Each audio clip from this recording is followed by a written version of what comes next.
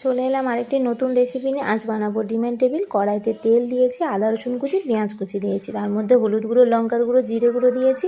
এবার আলু সিদ্ধগুলো দিয়ে দিলাম, দিয়ে ভালো করে তার সাথে মিশিয়ে নেব। এবার আমি দিয়ে দিলাম স্বাদ মতো লবণ, দিয়ে ভালো করে মিশিয়ে নেব। এবার স্বাদটা একটু বাড়ানোর জন্য ম্যাগি মশলা দিলাম। আলুর পুরটা নাড়তে থাকবো যতক্ষণ না কড়া থেকে ছেড়ে যায়। আলুর পুরটা হয়ে গেলে ভাজা মশলা ধনেপাতা কুচি দিয়ে নামিয়ে নিলাম। তারপরে ডিমটাকে অর্ধেক করে নিয়ে তার পাশে আলুর পুরে কোটটা সুন্দর করে দিয়ে দেবো। খুব বেশি মোটা করব না, পাতলা করেই দেবো। তারপরে ডিম ফেটিয়ে রেখেছিলাম, একবার ডিমের মধ্যে চুবিয়ে তারপরে বিস্কুট গুঁড়ো চারিদিকে লাগিয়ে দিয়ে আবার এইভাবে দুবার করে নেব। দুবার করে নিলে বেশ মচমচেও হয়, কোটটাও বেশ সুন্দর হয়। এইভাবে করে নিয়েছি, নিয়ে এবারে ভেজে নেব। উল্টে পাল্টে লাল করে ভেজে নেব।